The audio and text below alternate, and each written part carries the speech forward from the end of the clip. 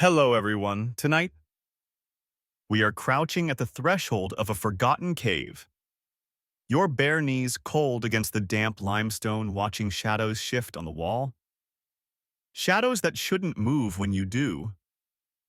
Behind you, the others are silent. Ahead beyond the dancing firelight, something is laughing. It doesn't sound joyful. It sounds like a cough that got ideas, like bones learning how to mock you. You're about to meet the hyena, so before you get comfortable, take a moment to like the video and subscribe, but only if you really like what I do here. Let me know in the comments where you're watching from and what time it is. I promise not to send a hyena. Probably. Now, turn off the lights, maybe turn on the fan for some soothing noise, and let's get started tonight. You don't see their teeth first. That's the mistake everyone makes. You see the eyes. Pale discs hovering just above the ferns, wide apart, unblinking. They flicker in and out as the fire sputters. Then you hear the sound. Short bursts of rising squeals, clipped and wrong like a child learning how to scream, but only halfway there. The others tense. Nobody breathes too loudly. You're still young, but old enough to know you're not the top of the food chain tonight. One of the elders mutters shadows with breath. That's what he calls hyenas. He doesn't remember the word hyena the way we do now. For him, they are just a shape that always arrives second.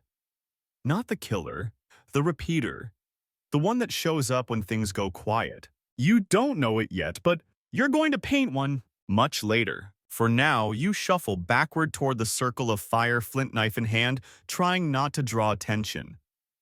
The hyena doesn't rush. It watches. That's what it's good at.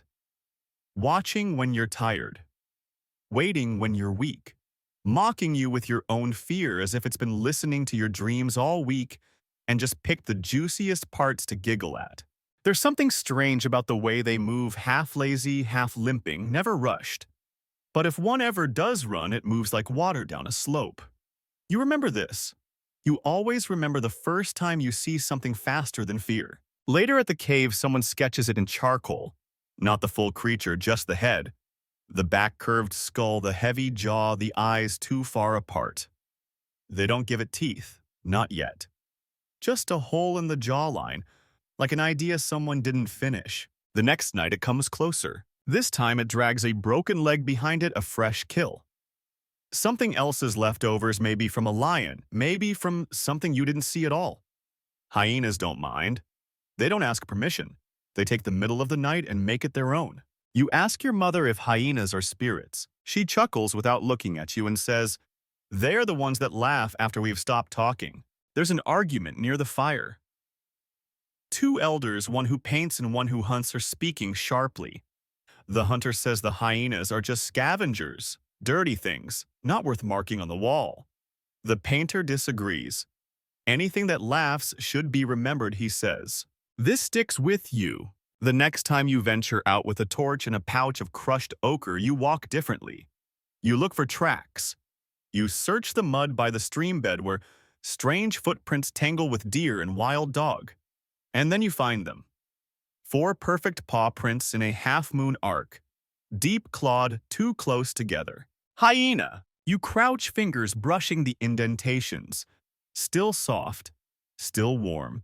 And you get that tickle again, not fear exactly, but the sense that you're being watched by something that knows your secrets. That night you wake up to the sound of laughter. Not loud, not joyful, just enough to keep you from slipping back to sleep. Like the wind had learned a new language and was practicing it behind your ear. Historians still debate whether cave painters truly feared hyenas, or whether they saw them as rivals beings caught in the same cycle of chase and hunger.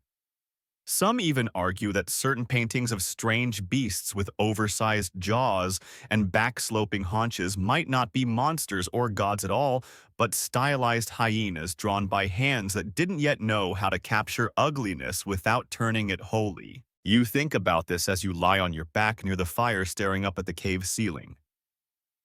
What is a creature you cannot beat, cannot befriend, and cannot ignore?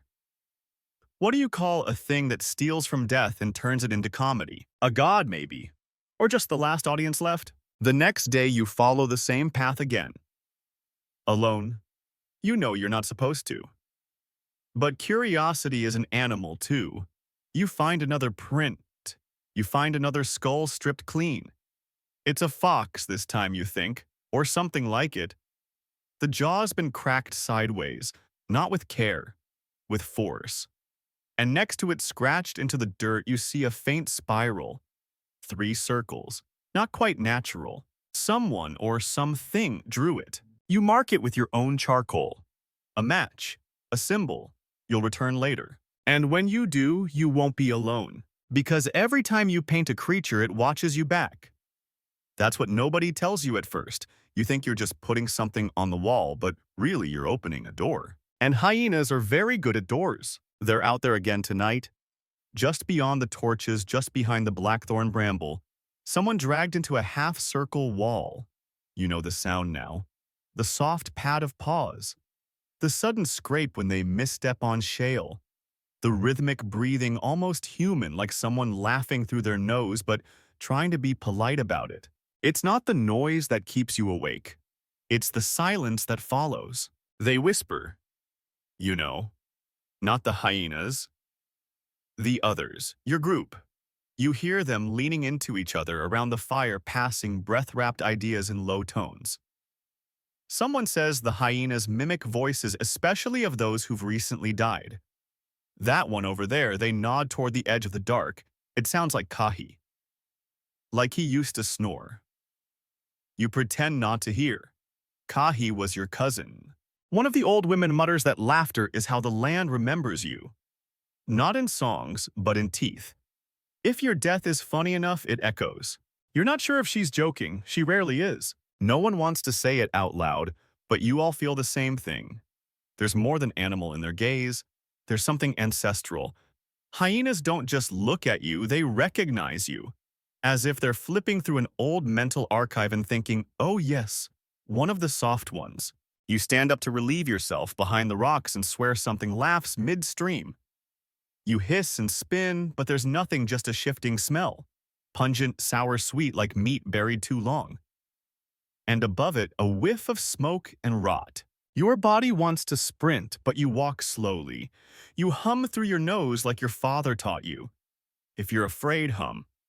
If you're really afraid, make it a joke. You hum a joke about falling into your own fire pit. The one with the punchline that involves roasted eyebrows. You get back safely. The firelight has dimmed. Everyone's watching you but pretending not to. One of the hunters has his back to the fire, scanning the edge of dark with a spear that's too thin for the job. He hasn't blinked in a while. You crouch next to the painter. He's mixing pigment with crushed shell and ash, whispering a question over it. You hear him say, "What do you want us to see tonight?" You think he's talking to the cave wall.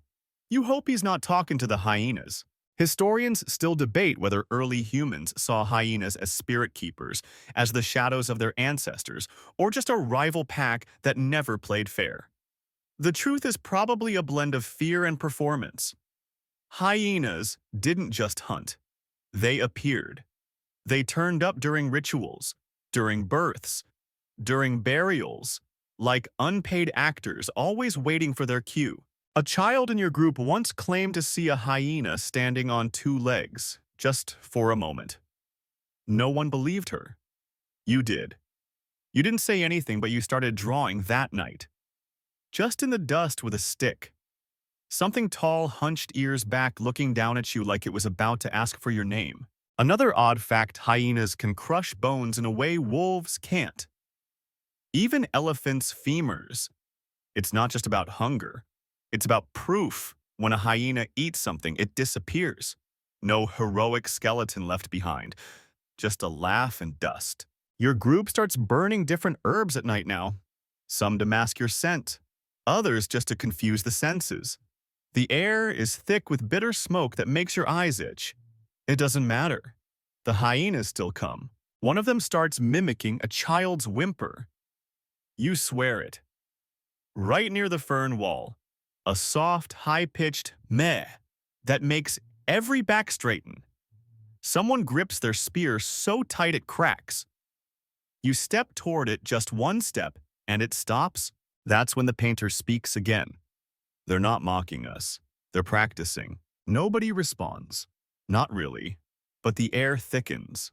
By now, the hyenas don't even pretend to hide. One walks right past the fire line, slow and deliberate like it's late for an appointment. It doesn't even look at you, just sniffs the ground loops once around a bundle of wood and pads off. Everyone watches. No one moves, and nobody speaks of it afterward. That's worse than screaming. You start to believe they know the rules better than you do.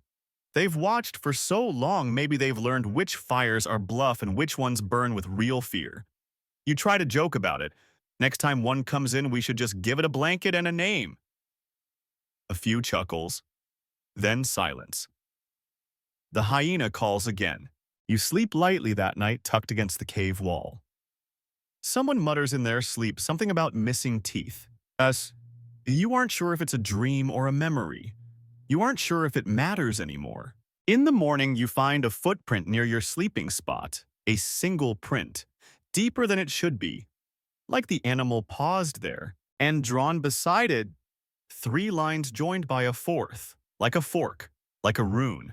No one owns up to it. You leave it. You keep walking. Bones mean different things depending on who finds them. For the hunter, bones mean the job was finished. For the gatherer, they're an obstacle. For the child, they're toys until someone tells them otherwise. But for the painter, bones are maps. You crouch beside a fresh pile at the edge of the plateau. The hyenas were here last night. You can tell by the sheer disorder. A rib cage turned inside out. Vertebrae scattered like seeds. A single hoof jammed upside down into a skull socket art by accident. Or intention, maybe. That part's unclear.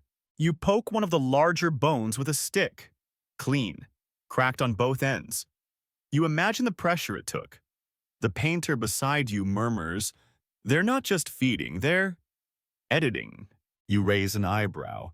He grins, which is rare for him. Too much. A little, but not entirely wrong. This particular pile doesn't feel random. The bones form loose spirals. Not perfect, not ritualistic, but suggestive. You've seen this pattern before. In floodwater, when the river twists around a rock and leaves branches and arcs. In the way flames reach outward before they collapse. There's something about how the hyenas leave things behind, it feels intentional. Like a warning no one can translate. That night someone suggests burning the pile. Another wants to bury it. The painter wants to sketch it. You don't vote. You watch the way the shadows move around the pile as if the fire itself avoids it. Historians still debate whether early humans could read bone arrangements the way we read tea leaves or constellations. Some suggest that cave painters used remains as inspiration, mimicking fractures, studying the geometry of trauma. Others argue it's just coincidence. That bones, like people, tend to fall in the same predictable ways. You wonder about that as you trace a femur with your fingertip, noting the bite marks and jagged splits. This creature died messily. The story is still in the marrow. At the cave, the painter begins outlining something new. It's not a hyena, not quite. It's wider.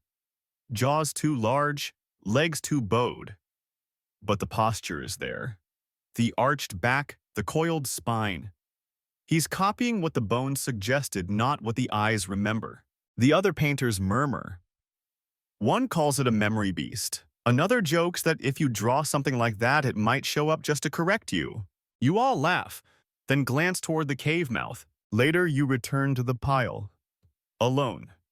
The moonlight has bleached everything silver. The bones look cleaner now, starker. Less like remains, more like invitations. You kneel and begin rearranging them. Not to mimic the hyenas, but to reply. You build a curve. A crescent of ribs that leans gently to one side. You tuck a jawbone at the base, pointing outward as if smiling. A tailbone follows, arcing over the top. It's crude, but it feels communicative. Then you sit and wait. The hyenas arrive before dawn. 3 of them, one limping, one yawning, one silent. They don't approach the pile directly. They circle. Broad, slow arcs that keep their paws on the quiet ground.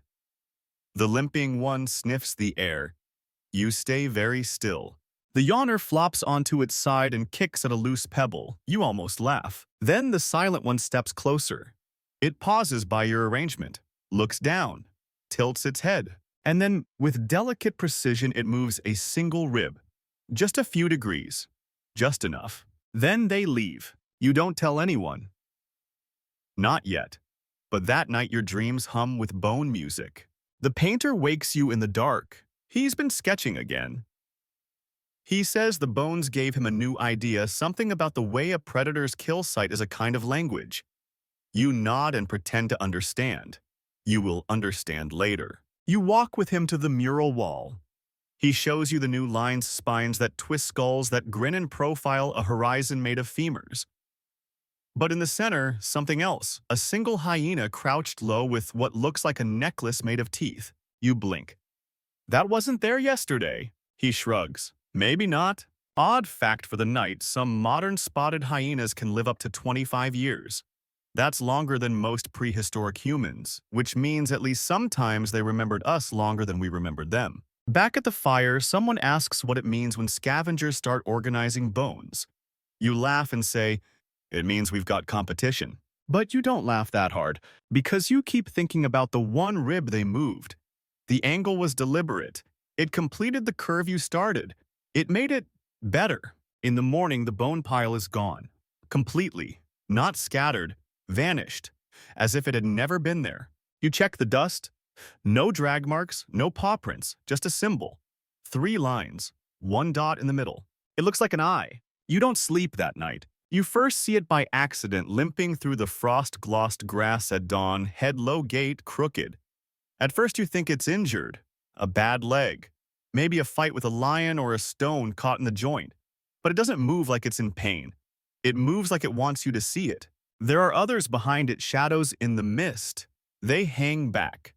But the limper walks the edge of visibility just far enough to make you doubt whether it's there at all. You tell the others back at camp. One of the younger girls, the one who sings to birds, says, "That's the one that likes to be noticed, like she's talking about a cousin. Someone you've all known for years but never invited to dinner." You try to follow it later that evening just for a while. It moves at a steady pace, dragging that rear leg like a half-finished thought. But it's quick when it needs to be, enough to stay exactly at the edge of where your eyes work. Around a shallow ravine it stops, turns, looks at you. That's the first time it feels like a test. You freeze. Your hands sweat even though it's cold. You try to remember the way back, the twist in the path, and then it does something that makes your stomach turn. It tilts its head sideways and gives what might be a bow. Then it walks into the trees. You never catch up. Historians still debate whether prehistoric humans ever followed individual animals, watching not just the species but a specific one. Some think we did it for tracking practice. Others believe it was spiritual. Find a creature who spoke to you and mimic its path. Or maybe, just maybe, some creatures wanted to be followed. Back at the cave you start carving. Not painting this time, carving. You scrape into the limestone with a shard of antler. It takes hours. The lines aren't beautiful, but they're deep. They'll last. You carve the sloping back, the bent leg, the watchful eye. The others notice, of course. One of them squints and says, "You left out the teeth." You nod. It didn't show them. That seems to bother them more than anything. Odd fact, hyenas' vocal cords are unique. They have specialized sound-producing folds that allow them to laugh. But some of them never do.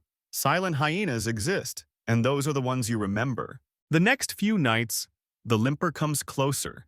It stays to the left of the fire circle, always behind the same boulder, like it owns that particular shadow. It doesn't scavenge, it doesn't interact, it just sits. Once you try to draw it in the dirt, the shape is off, too dog-like. You erase and start again.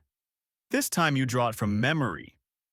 Uneven haunches, narrowed eye, the lean forward that says it's watching something that hasn't happened yet. The girl who sings to birds watches over your shoulder and hums softly. She doesn't say anything, but she leaves a bundle of moss beside your drawing. That's how she tells you she believes it too. One night you wake with a jolt. The fire's low. Your mouth is dry. You roll over and see it. The limper, closer than ever, not even 10 steps away. It's not looking at you. It's looking at the wall, at your carving. And then, no joke, it yawns. You sit up too quickly. It doesn't run. It just stands, stretches, and pads off into the dark. When morning comes, you check the carving. Nothing's changed. But you add a new line of curve beneath the jaw. Not a smile, not exactly. More like a note of exhaustion. You start noticing something odd in the paintings around the cave. Background figures that don't belong. Small things half-rendered, as if someone's been adding watchers behind the main scene, always with one crooked leg. You confront the painter. He shrugs. It belongs now. And that's the unsettling part. You didn't invite it. It entered. That day, you go out alone. No tools, no torch, just the scent of dry grass and the echo of old footsteps. You sit in the glade where you first saw it, and you wait. The wind picks up. The trees hiss. Somewhere far off, a jackal yips and something else answers with a sharp, mirthless cackle. Then it arrives. It walks to the edge of your vision and stops. This time you don't follow. You bow your head just slightly, and after a long moment, it turns and disappears into the trees like it was never there. Some say hyenas are cowards. Others say they're comedians. You're beginning to think they're performers, and the limper, maybe that's its role. The one who walks slower so you think you're ahead. The one who draws your gaze away from the others. A decoy, or a messenger, or something older. You return to the cave that night and draw it again, this time smaller, at the edge of a mural filled with mammoths and red horses. No one comments, but someone leaves a scrap of meat by your bedroll. Not as thanks, as respect. You're standing in front of the wall, charcoal in hand, staring at a curve that refuses to behave. It's supposed to be a jawline, a simple arc, but every time you try it, either looks like a friendly dog or a snarling bear. Neither is right, because you're not drawing a face. You're trying to draw a sound. The laughter. You close your eyes and hear it again. That jittery rise like dry leaves scattering in a cave. Then the quick descent like someone falling off a joke. It's not one note, it's 6 layered, staggering over each other. It doesn't even sound like it should come from a throat. And yet, it does. You sigh and smudge the charcoal. Start over. Again. The painter beside you grunts. You'll break the wall before you draw a laugh. You grin. I'll just paint that sound instead. The wall breaking. He grins back. Mutual understanding. Art is mostly stubbornness. This cave is different from the others. The acoustics are strange.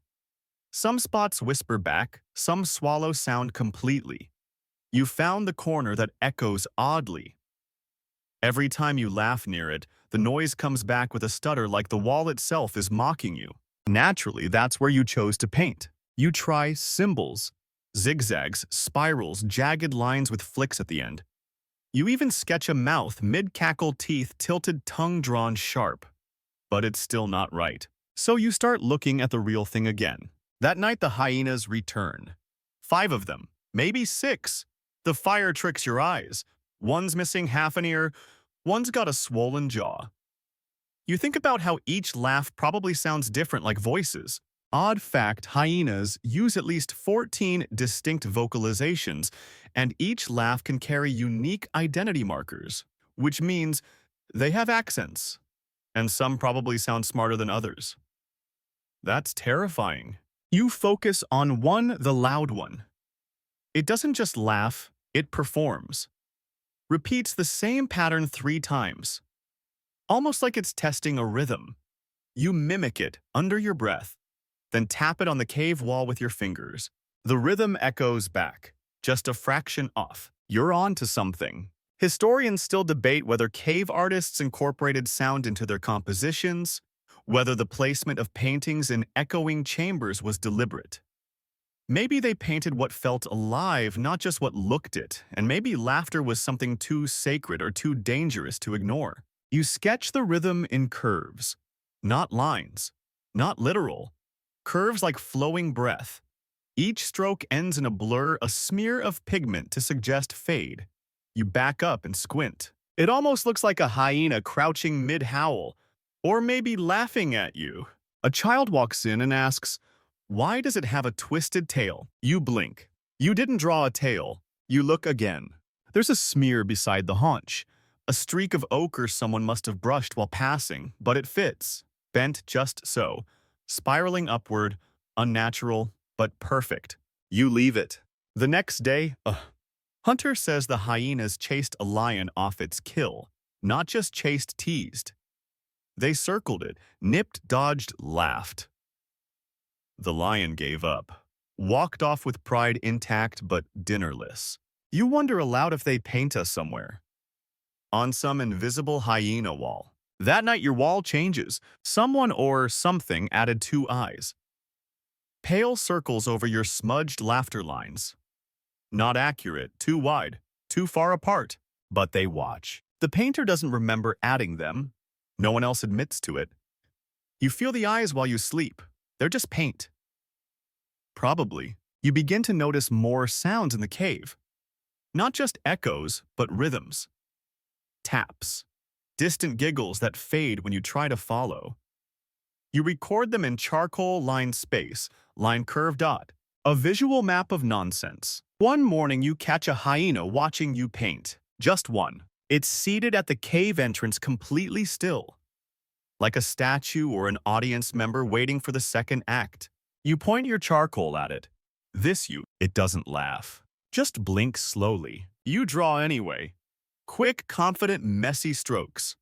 You don't care about symmetry or beauty. You only want recognition. And when you finish, you add a final gesture, a single flick of your thumb beside the eye. It's not anatomically correct, but it feels right. The hyena stands, turns, leaves. Oddly enough, you feel approved. Later that week, the girl who sings to birds draws a mouth on the wall. Just a mouth, no face, just an enormous open grin filled with curved, uneven teeth.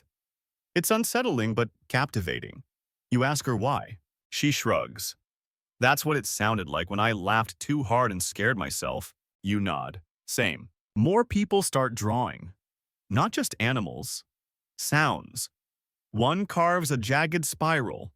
Another draws a flock of black dots inside a bigger black dot.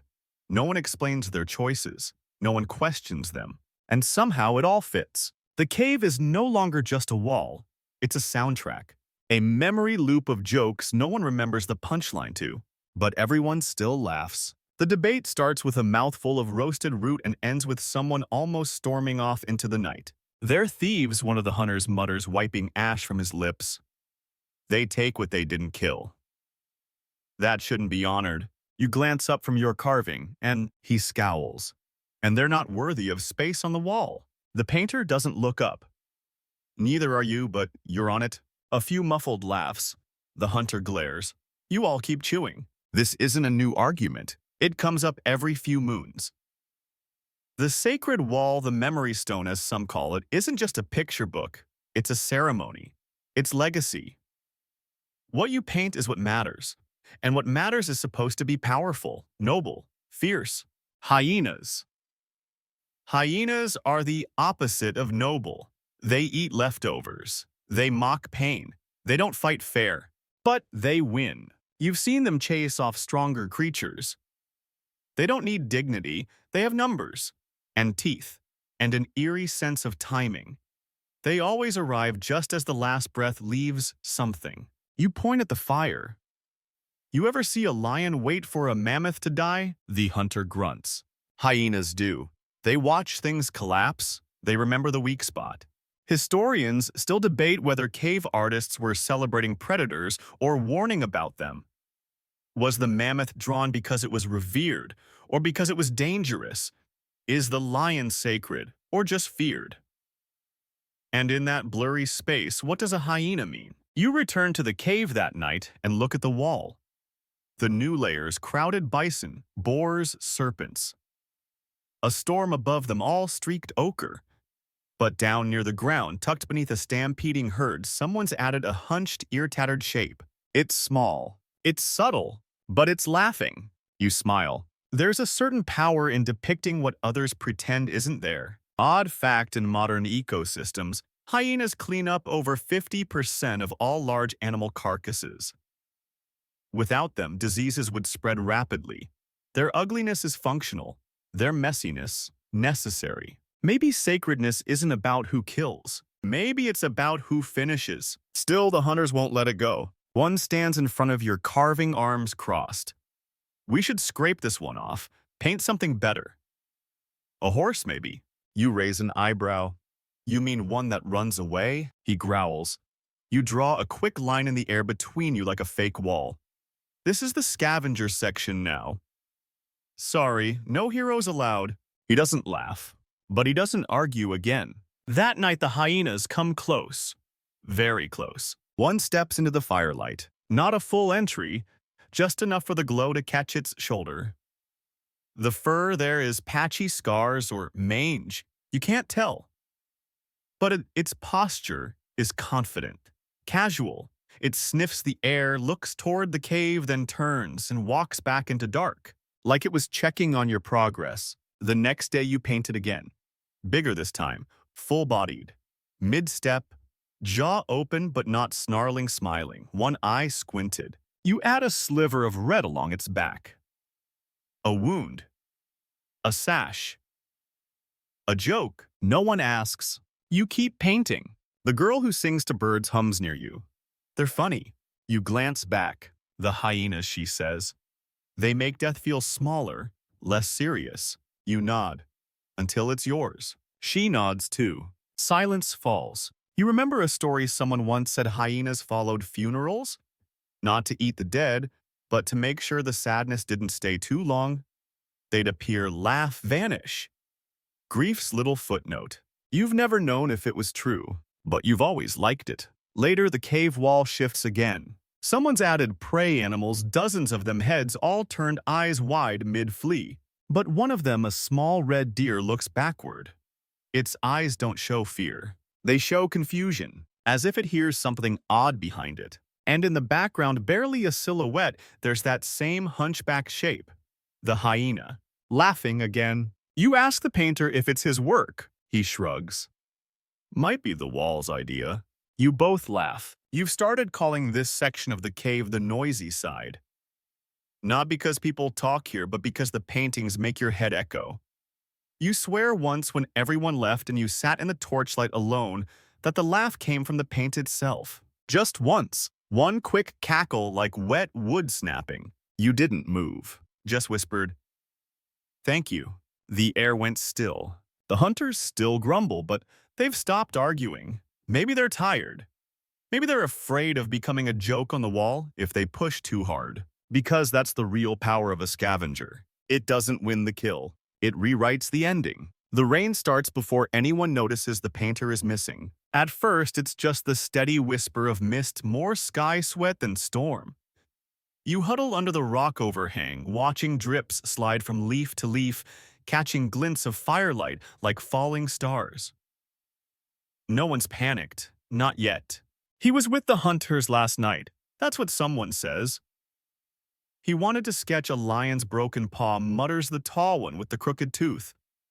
Said it had a story in it. That was yesterday. Now it's tomorrow, and he isn't back. The storm builds in the background. The wind shifts. The laughter starts. Not yours. It's distant, familiar, wrong. At first, everyone pretends not to hear it. Then someone jokes too loudly. Maybe he finally painted something so bad the hyenas laughed him into the trees. See, no one laughs back. You gather a small group and head out. Just a handful of you. No torches. Just fire embers tucked in shell bowls and instinct sharpened by fear. You find his trail in the wet soil. Straight confident, then erratic, then gone. But you don't turn back, not yet. It's dusk when you arrive at the cave. Not your cave. This one is older, deeper. You'd forgotten about it, half covered in vines, entrance shaped like a gaping mouth. Nobody paints here anymore. They say it's haunted by echoes. You step inside, and the first thing you see are paw prints. Not fresh, but not ancient either. They lead inward, circular, careful. And beside them on the cave wall, paintings. New ones, not finished. You raise your ember bowl and squint. It's his style, you can tell. The curves, the way he makes fur look like fire. But something's different. The main figure isn't a lion. It's not even prey. It's a hyena. Bent low, jaw wide, teeth too many. You blink. Count again. 13 teeth visible. Too many, too sharp, too deliberate. Historians still debate the purpose of exaggerated cave imagery. Was it symbolic? Did the painters dream these things? Were the extra limbs, too large eyes, or rows of teeth meant to scare, honor, or warn? Or was it simply a way to say, this is what it felt like? The rain thickens outside. You step further in. More paintings line the wall. They start to change shapes, distorting. Hyenas mid-step, hyenas watching. One drawn with a spiral where its eye should be. Another with 4 ears. One without a mouth at all, but still somehow laughing.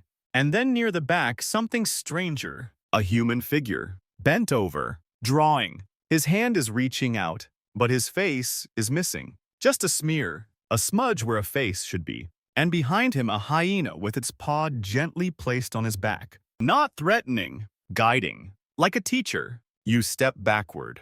The embers flicker. A draft moves through the cave, brushing your neck. And then laughter. Not distant, not imagined. Right behind you, you spin. No one's there. The paw prints, though, look newer now. You rush outside.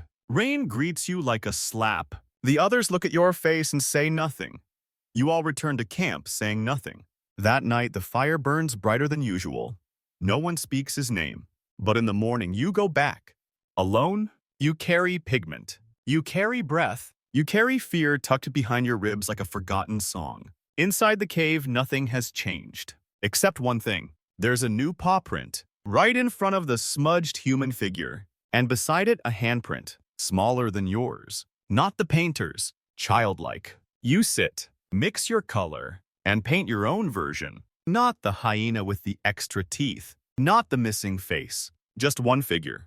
Crouched, smiling, watching. You give it 7 teeth. Just enough. Then you add one more detail. A trail behind it, small uneven prints like someone following. Not running, just learning. Odd fact, some hyenas will return to the same place for years, circling it in silence, as if checking a memory that never quite fades. Scientists call it ghost territory behavior. Back at your home cave, the wall has changed. The painting he left behind his last unfinished piece now has a new section. No one will admit to adding it. A hyena mid-laugh, one paw extended, touching the edge of the human figure's foot. The painter's foot, or yours, maybe both. You sit with it for a while. You think maybe he wasn't taken. Maybe he was invited. The scent hits you before the sound does. Thick, oily, with a bitter edge that sticks to the back of your throat like spoiled honey. You know it instantly. Hyena. They have a smell that doesn't wash off. Not even in rain, not even after death. It's not just musk or rot, it's something lived in. Like the earth itself is sweating through them. Like they've been rolling in centuries and came back proud. You crouch near the outer edge of the clearing where the wind always shifts without warning. That's where its strongest and invisible border drawn not with claws, but with stink. The others gag, but you breathe through your mouth. It's important. You need to know where they've been. The painter joins you. He's wrapped a cloth around his nose, but the look in his eyes says it's not enough. He doesn't speak, just gestures toward a boulder that's been marked scratched. 4 deep lines low to the ground. You nod. They were here. Again. They're always here. You walk in wider circles now, following scent more than sight. There's a rhythm to it, a pattern in the way they move through your territory. They don't rush. They orbit. Hyenas don't visit. They patrol. Odd fact, hyenas can tell who's who just by sniffing droppings. Each has a unique scent signature thanks to bacteria-rich paste they secrete from anal glands. Romantic, right? You find another trail, this one fresher, and twist it into the damp soil beside it a shape. A spiral, again, this time more deliberate, more human. It stops you in your tracks. You crouch, fingers brushing the ridged indent. The lines aren't from claws, too shallow, too symmetrical. It's drawn with intention, with a stick or maybe a finger. There are three swirls like coils of wind, and in the center, a dot. A watcher's mark. You look up. Nothing moves, but you feel it. That sensation again. That prickle along the base of your neck. Not danger, not quite. Observation. They're watching. Historians still debate whether ancient humans used olfactory clues in their art, whether scent trails, dung markers, and musk influenced cave placement or ritual site design. Some argue that the location of art wasn't just about light or sound, but also smell. A living memory map made of odor. You decide to test something. That night you mix your ochre with crushed herbs. Ones that sting your nose. Bitter leaf, ash root, a drop of animal fat. You smear it on the wall in thick lines that curve and flick like scent trails in air. It stinks. Perfect. You let it dry. In the morning, it's still there, but something's different. A new mark beside it. A print, just one. Not a paw print this time. A nose. Pressed directly against the wall. The others don't believe you, of course. You show them the faint outline of nostrils. Someone says, could have been a goat. You raise your eyebrows. A goat that tiptoes into sacred caves and sniffs pigment at midnight. They go quiet. The painter just nods. That day, he paints a new hyena. This one has its nose raised high, eyes half-lidded, like it's catching a scent no one else can smell. He draws scent trails around it, not literal lines, but wisps of white and gray that suggest wind. It becomes your favorite. You sit beneath it often, not to study, to be smelled. You start to notice more when they're nearby, not by noise or prints, but by air. The change is subtle. The smell doesn't always precede them. Sometimes it follows. Lingers, as if they exhale memory wherever they walk. You think of them as ghosts made of stink. Living memories. You joke about it, but part of you means it. One night they come close.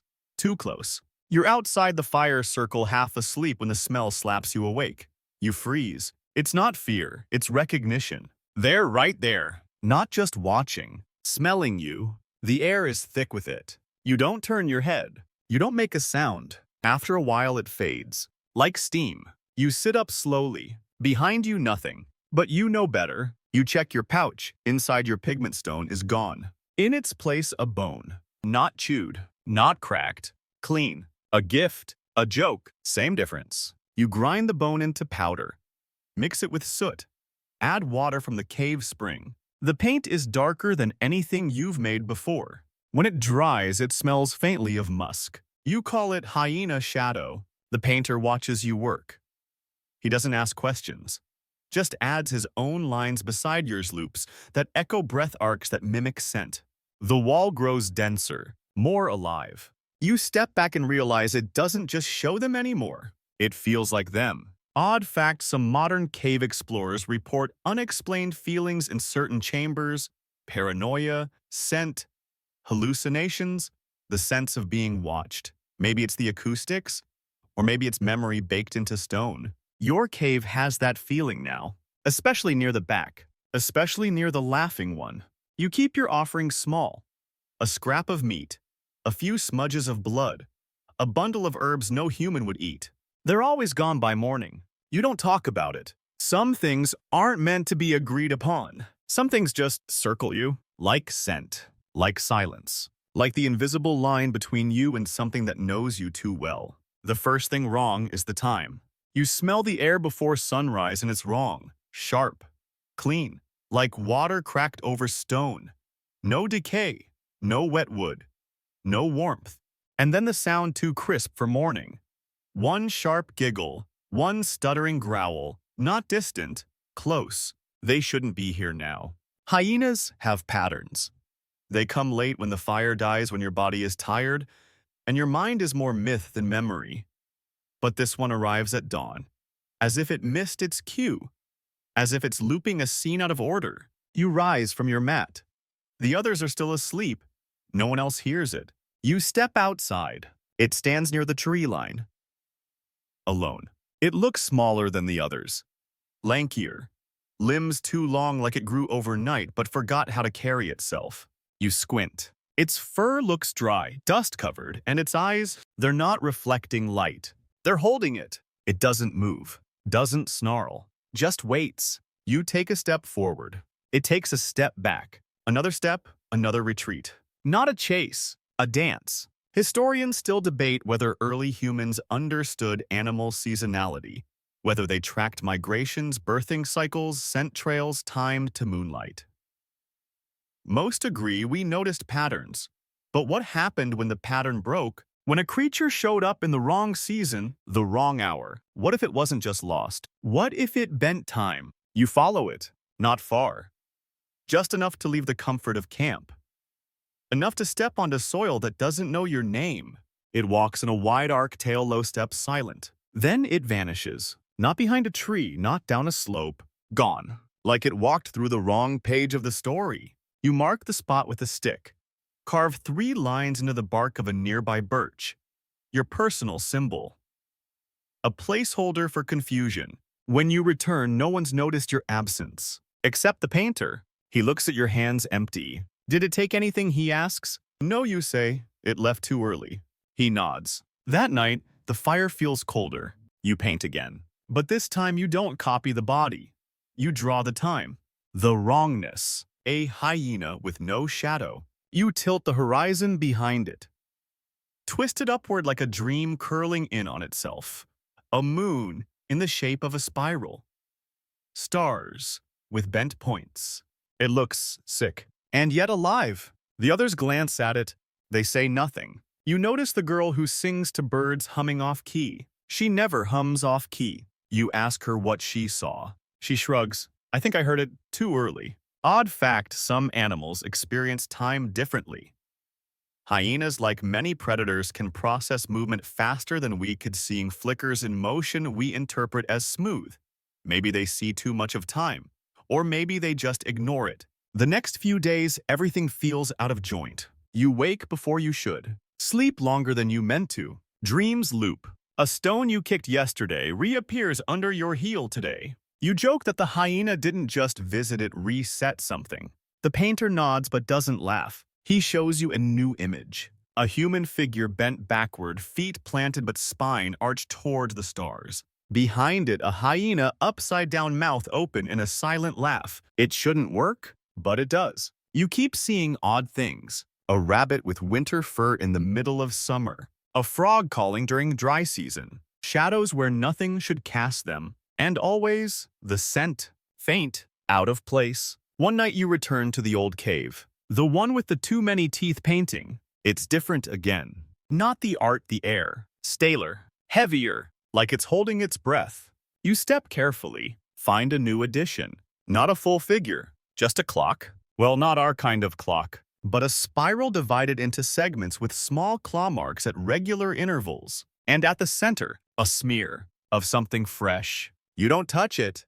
You don't look at it too long. You just mark your own symbol in the dirt and walk out.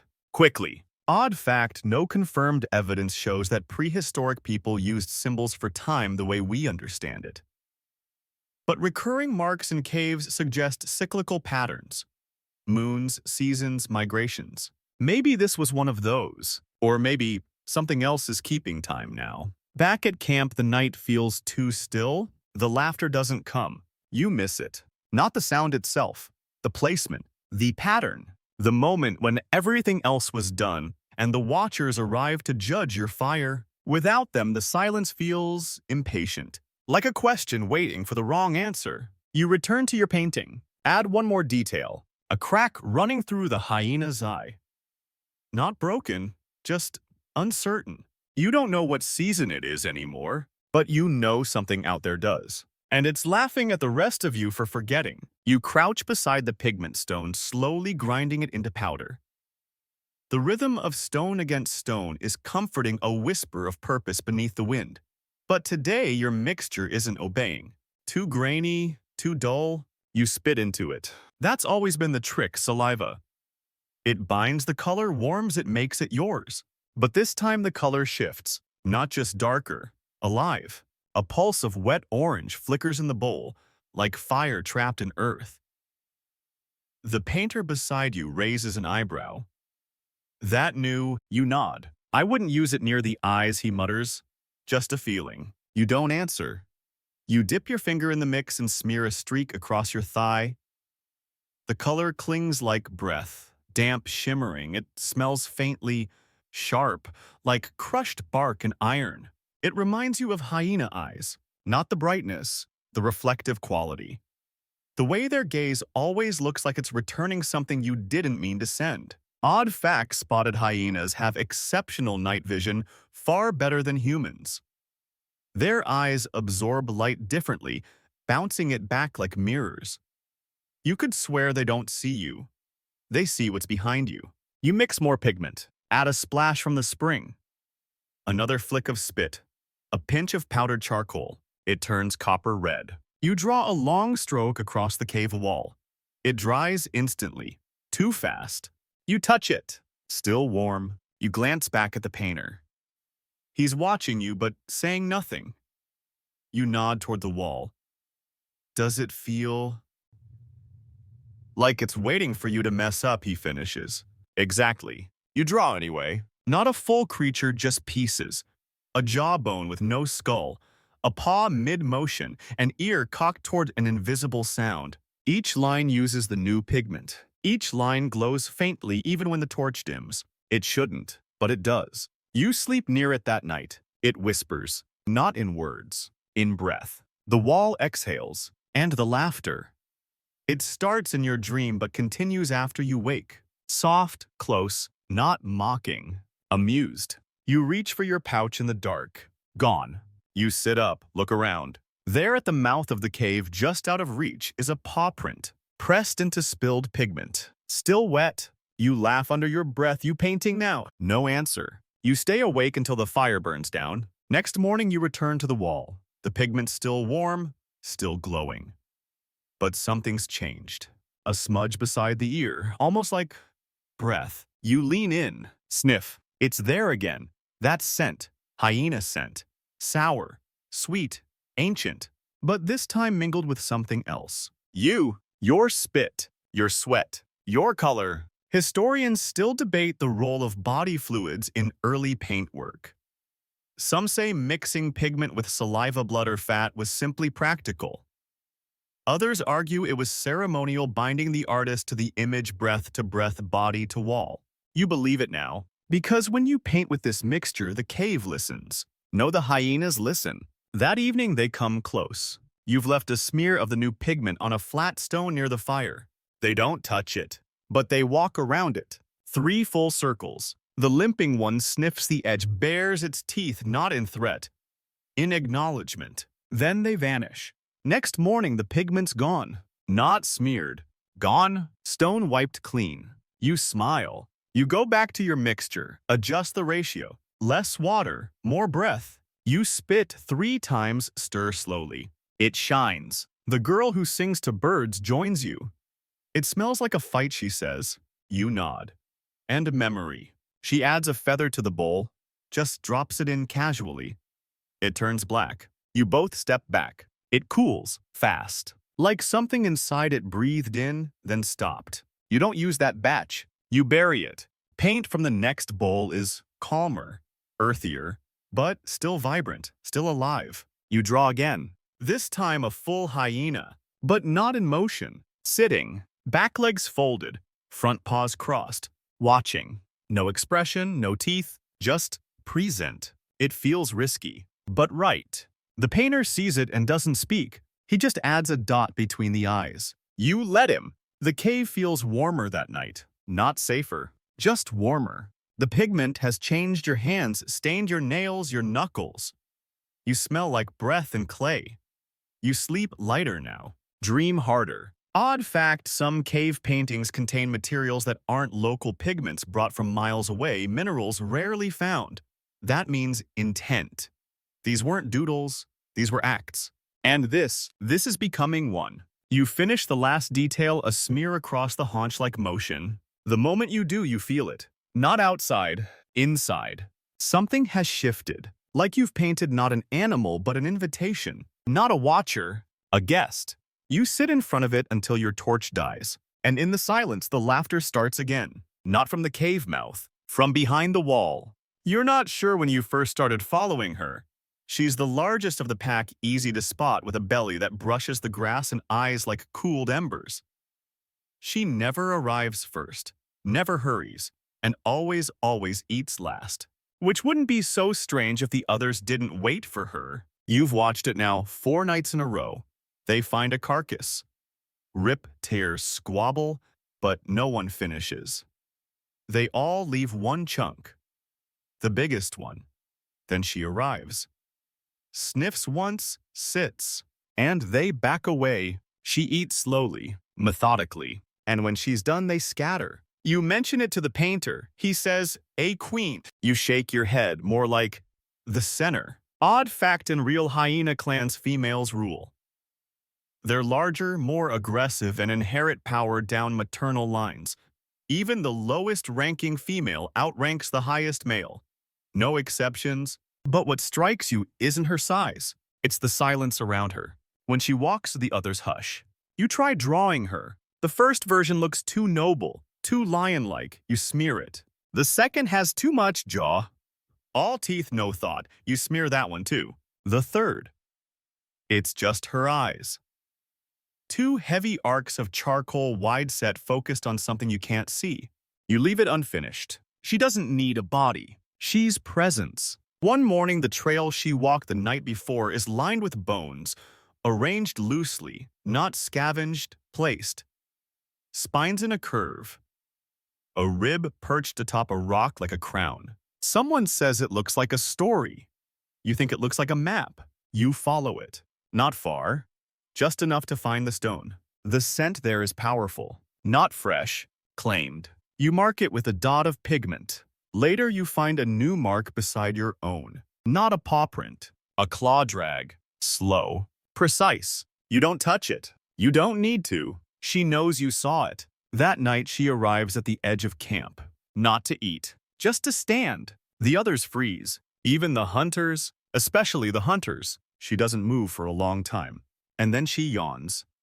A slow, wide gesture that feels less like fatigue and more like a verdict. Then she walks away. You don't sleep. You draw instead. This time you get it right. Not teeth. Not stance. Hierarchy. You paint the others smaller, around her. Shadows curling inward. You don't give her a mouth, just ears forward, chest full. The painter adds a crescent beneath her paws. Moon or hill, you're not sure. But it grounds her, gives her weight. She feels central. The girl who sings to birds sees it and whispers, "She's what the cave wanted." You nod. "Is she real?" she asks.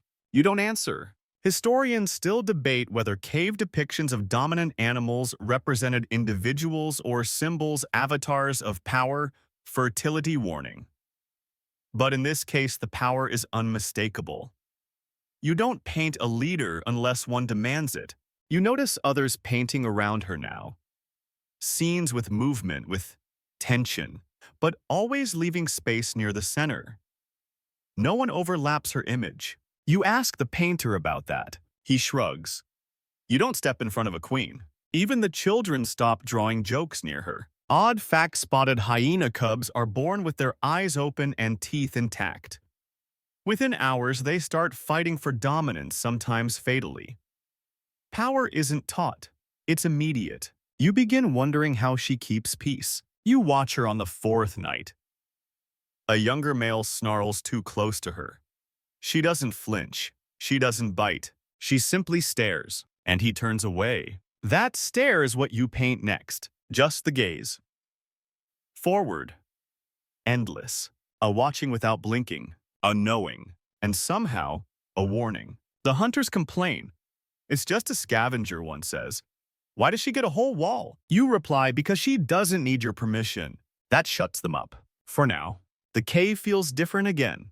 Not louder. Heavier. Like a stone that's agreed to remember something. You sleep beneath her image and dream of walking on all 4s. But not like prey. Not like fear. Like rule. It starts with a sketch. Not yours. Someone new, young, too eager, eyes wide with the idea of fear instead of the feel of it.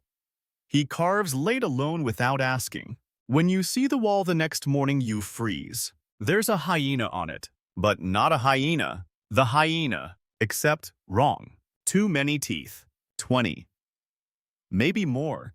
Crowding out of its mouth in overlapping spirals. None aligned. All twisted. The eyes are enormous, tilted like crescents. The body, misshapen, hunched in unnatural ways like the bones were rearranged mid-thought. It's not a depiction. It's a dare. You run your hand along the edge of it. The grooves are fresh. The pigment is blacker than any you've seen, burned ash mixed with something metallic. The air smells singed. Behind you, someone mutters, "Why'd he give it so many mouths?" You turn. Mouths. You look again. They're right. The creature has 3. One in the usual place, one under the chin, and one on its chest. You step back. The painter appears beside you. He says nothing, just stares. Too much, the young one asks from the corner. You stare at him. "Where did you get that pigment?" He shrugs. "I just mixed it. Found a black rock by the river." You glance at the floor. The dust there is greasy, not natural, not clean. That night the cave feels restless. The air won't settle. You try to sleep, but the wall echoes faint cracks and distant tapping. Not laughter, chewing. You dream of eyes blinking where they shouldn't. The next day, you find a smear on the floor beneath the grotesque painting. Not paint, blood. Not enough for alarm, just enough for a message. You ask the boy again where he got the pigment. He lies. You know because his mouth says river, but his hands shake like someone who's heard something breathing behind a rock. Historians still debate whether exaggerated figures in cave art, creatures with extra limbs, contorted proportions, were artistic experiments or hallucinations. Some argue they represent myth, fear, or visions induced by isolation and ritual. Others believe they were simply warnings.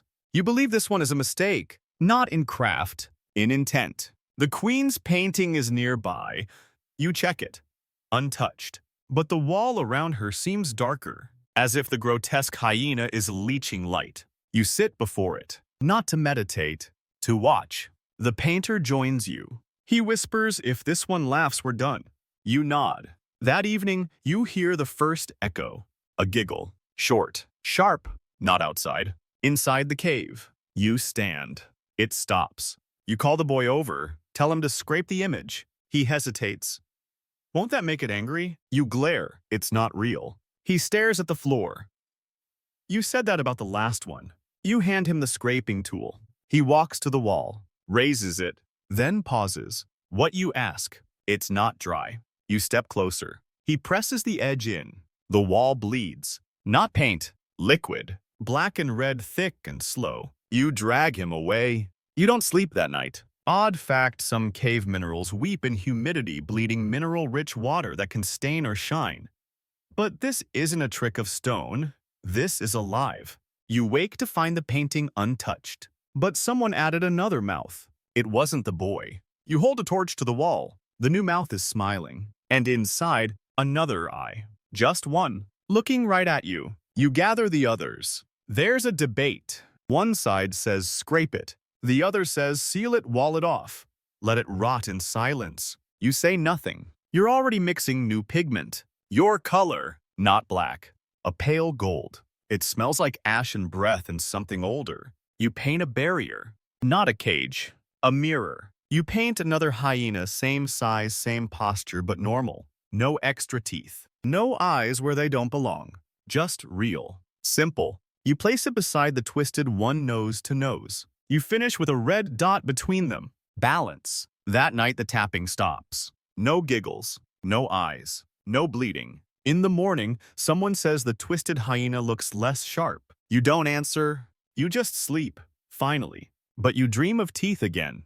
Not biting. Just counting. Over and over. You wake to the sound of dripping. Except it's not water. It's not regular enough, not random enough. Drip, drip. Pause. Drip, drip. And then silence. You open your eyes slowly. The cave is dim, your fire long dead. You can just barely make out the paintings, your hyena, her pack, the mirrored figures. The grotesque one still locked in standoff with your painted balance. But the sound, it's coming from deeper inside the rock. You sit up. The air is thick. Not foul, not fresh, like someone exhaled into the cave and never inhaled again. You listen. There it is again. Not dripping. Laughing. You turn your head slowly. The sound's not coming from the entrance. Not from outside. Not from the wind or the night. It's from inside the stone. You crawl forward on bare hands, your torch just a whisper of heat. You press your ear to the wall beneath the newest hyena mural. Silence. Then giggle. It's not loud, it's not close, but it's in there. A dry, breathy sound, like bones clinking in a leather pouch. You jerk away, and in the torchlight, the mouth on the grotesque painting seems just for a moment to widen. Not change, not stretch. Just widen. You look again. No movement. But the wall feels thinner than it should. Like something's wearing it. Historians still debate whether Paleolithic people believed caves had spirits or voices. Some claim the acoustics shaped their belief systems, that echoes and resonance made certain chambers sacred. Others suggest that cave artists chose their locations based on how well the stone could speak back. Tonight, you don't want the cave to say anything at all. You call the painter. He brings charcoal and a second torch. Together, you trace the sounds. You move along the wall, pressing your ears against stone like doctors listening to something with a heartbeat. In the queen's chamber, silence. In the mural of watcher, stillness. But at the twisted painting, there it speaks. Not words, not growls, just laughter. Layered, distant, like a group of children laughing from behind a heavy curtain. The painter steps back. He mutters, "We didn't finish the story." You glance at him. What story? He doesn't answer. You look down. More markings. Not footprints. Finger drags. Thin streaks in the soot dust leading from the base of the wall to the painted mouth. You didn't make them. Neither did he. You stare at the painting. The too many teeth. The inner mouth with a single eye. And then you ask a question you wish you hadn't. Do you think it hears us? He replies, no. I think it's trying to remember us. That night, the girl who sings to birds wakes screaming. She dreamt of a cave that opened its mouth and walked. You comfort her. Offer tea. She won't touch it. She says the walls were breathing. You don't tell her she's right. Odd fact, some caves breathe due to temperature and pressure differences, pulling and pushing air through narrow vents. But the way your cave moves air now, it's not natural. It's rhythmic, deliberate. You set a watch by the wall, just to be sure. Hours pass. Nothing changes. Then, just before dawn, the torch sputters. You lean in to relight it. And you hear it again. A breath. From the mural. No laugh. Just a breath. Like something inside the stone was sleeping. And just now woke up. You step back. The painter stands beside you, face pale. He says, we shouldn't have tried to balance it. You frown. We needed to. He shakes his head. You gave it a mirror. Now it wants to look. You walk away. You don't draw the next day. No one does. The cave is too quiet. Not safe. Just listening. You think about the first time you ever painted a hyena. The soft strokes. The shape of its mouth. How careful you were not to give it too many teeth. You think, maybe that wasn't just style. Maybe that was respect. The new painter doesn't come to dinner. No one knows where he is. You find his tools at the cave mouth. His pigment bowl is full, but his brush stuck in the wall, embedded in stone like it was swallowed. You don't touch it. You just light a new torch and press your ear to the wall one last time. The laughter has stopped, but the breathing continues. Slow, patient, waiting. You don't erase them. That's the rule, and it goes back further than memory. Back before you were born, before the painter with the twisted ankle, before the old woman who used to mutter that bones could listen. It's one of the first things you're told when you pick up pigment. Don't erase the hyenas. You can cover other animals. Blur them, smudge them, even scrape them away if the story no longer fits. But not the hyenas. Why, you asked once when you were still new. Because they come back, the painter said. He wasn't smiling. You learn to believe it the way you believe in fire. You don't have to like it. You just have to respect it. And still someone tries. You're not sure who. But in the morning, there it is, a smear across one of the old murals. The queen. Her eyes dulled by a single angry slash of soot. Not erased completely, just disrespected. The cave doesn't take it well. The fire won't stay lit that night. The food spoils faster than it should. People snap at each other for no reason. You dream of teeth, not biting, circling. Odd fact in parts of Africa even today, hyenas are considered liminal creatures, neither good nor evil, but powerful in transition. They appear in folklore as shapeshifters, gatekeepers, messengers of the dead. You're starting to understand why. You approach the wall alone. Scrape a fresh line of pigment into your hand. Not to fix, just to acknowledge. You don't redraw the queen. You honor her. A line beneath her image. A red curve. Not blood, not a leash. A mark of apology. You whisper, "It wasn't me." The cave holds its breath, and then slowly exhales. You leave the mark unguarded that night. Nothing changes. No new smears. No teeth where there weren't any. But in the morning, a paw print appears beneath the apology. Not in pigment. In ash. Deliberate. Placed. You show it to the painter. He doesn't speak. Just walks away. Later, you find a new mark on the opposite wall. Tiny. Easily missed. 3 dots in a triangle. A child's mark. You ask the girl who sings to birds. She shakes her head. Not mine. The others deny it too. It's a new hand. One not yet known. You wonder if it's even human. You gather the group. Explain what happened. You don't mention curses or superstition. You just say, "If you can't respect the laugh, don't listen to it." They nod. No one admits to the smear, but no one denies it either. Historians still debate whether cave art was ever altered, if ancient artists painted over each other or edited stories. In some caves, layers upon layers suggest a kind of visual dialogue. But the hyenas. They're rarely touched. Like the walls protect them. You begin noticing small things. The wind shifts direction near their images. Torches burn longer beneath their jaws. The cave's air feels thicker near their eyes. You stop calling it superstition. You call it observation. There's one boy new still learning who draws a hyena with soft eyes and no mouth. When you ask why, he shrugs. "I wanted to see what happened when it didn't laugh." You watch the drawing. Nothing changes. But the next night, the boy cries in his sleep. No one wakes him. The morning after, the mouth is there, drawn in someone else's hand. Too many teeth. He doesn't draw again for 3 days. Eventually, he returns with a simpler image, a paw print. Alone, facing upward.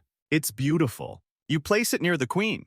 The wall feels whole again. No one speaks about the taboo anymore. It doesn't need to be said. Some things you don't do. You don't wake a sleeping joke. You don't answer a laugh with silence. And you don't under any circumstances erase the ones who come last.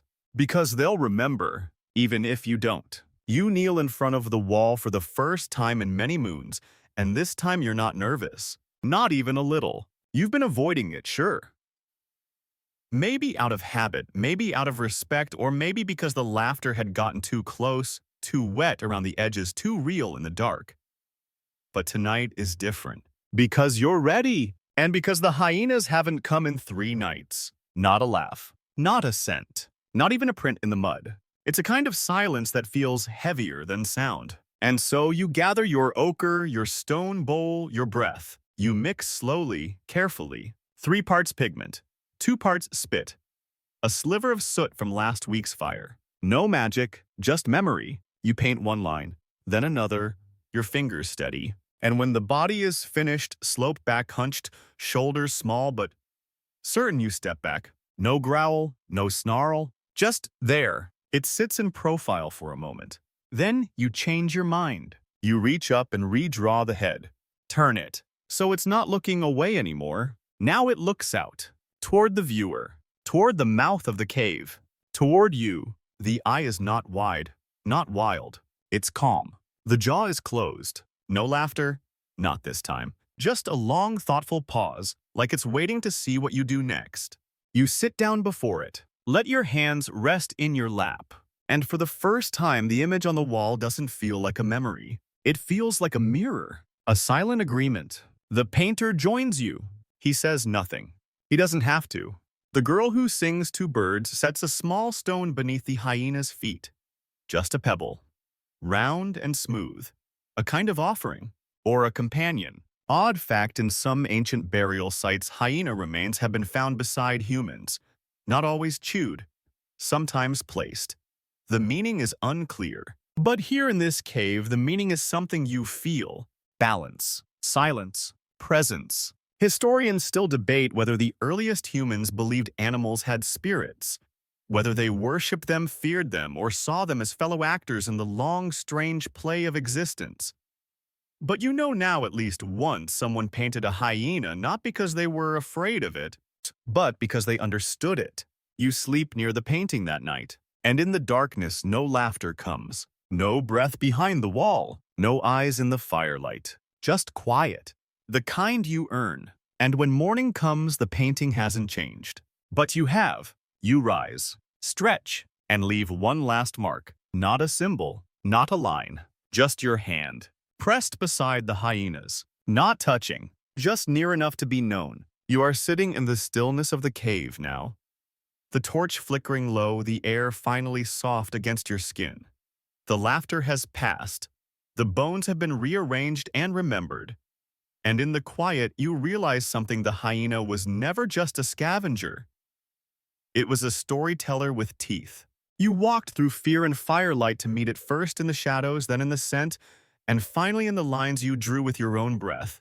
It laughed, yes, but not to mock.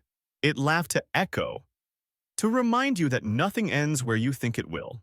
The cave remembers everything, not just the hunts and the heroes, but the watchers, the latecomers, the ones who fed on the stories after everyone else had moved on. They made art from leftovers, and what they left behind is still here. You can close your eyes now. It's safe. The grotesque painting no longer pulses. The mouths are closed. The queen still watches, but gently. And the hyena facing outward, that one doesn't need to laugh. It's already been heard. So you let your last breath settle in the dust. You feel the rock behind your spine solid and still, and you smile. Because somewhere far away, a scavenger is circling something dead and turning it slowly back into life.